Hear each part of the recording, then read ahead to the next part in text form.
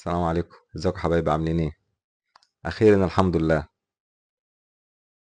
الاهلي خلص في 2 لعيبه، ودي ارقام التحويلات الرسميه والانديه بتاعتهم وبيانات اللعيبه.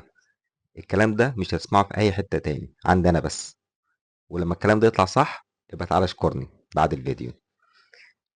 بسم الله الرحمن الرحيم. الاول، مهاجم كولومبي اسمه فاليرون داو، بيلعب في الدوري البرتغالي، عنده 21 سنه، في نادي فيتوريا جيمريش، اللي رشحه سويرش مدرب الاهلي اللي كان بيدرب الاهلي قبل كده.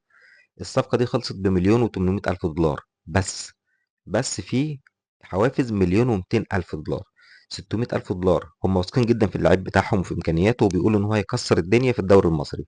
600 ألف دولار لو خد هداف الدوري أول سنة، و600 ألف دولار لو الأهلي عدى دور المجموعات في كأس العالم للأندية وهو كان مشارك طبعا. فالصفقة كده تبقى واصلة حوالي 3 مليون دولار. اللاعب التاني جناح برازيلي بيلعب في الدوري السويدي في فرقة اسمها روندوم، والصفقة واقفة على حوالي 200 ألف دولار. الأهلي عايز يدفع 2 مليون، النادي بتاعه وصل آخر حاجة ل2 مليون و200 ألف، بس الأهلي هيخلص فيه. وادي التحويلات، وادي كل حاجة إيه رسمية بأسامي الأندية. تمام.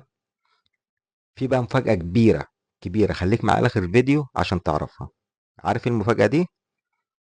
ده تيكت الطيران اللي أنا لسه جايبه من مصر. أنا قاعد في دبي، أنا معرفش أي حاجة عن الكلام ده، بس هو ده اللي بيحصل في الإعلام. كل يوم يطلع لك باسم لعيب جديد وبصفقة جديدة وبأرقام وبأندية. أولا مفيش لعيب اسمه فالورين داو أصلا، ومفيش فرقة في البرازيل ولا في السويد اسمها روندون، بس انتوا صدقتوا صح؟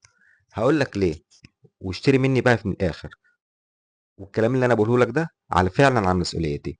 باشا، الخطيب اتقرت فتحته من كل الناس اللي حواليه، من محمد رمضان وغير محمد رمضان والناس المحيطين بيه، اتقرت فتحته رسمي. والاهلي دلوقتي بيتجهز لحاجه كبيره، صفقه كبيره، بيع وشراء واستثمار، داخل فيها ياسين منصور، وداخل فيها نجيب ساويرس، وداخل فيها ابراهيم العرجاني. واتقرت فتحه الخطيب. الراجل ده لا هيعرف يجيب لعيبه، ولا هيطلع له فلوس من البنك، ولا هيطلع له دولارات من البنك. حتى لو فلوس الاهلي كل حاجه واقفه، ومفيش حد هيساعده في اي حاجه، والراجل بطوله ومش قادر يتكلم. الكلام ده انا اتحاسب عليه بعدين. ماشي، بعد ما يخلص موسم الانتقالات ابقى تعالى بقول ابو حمزه قال، ونتقابل بعد الموسم ان شاء الله. سلام.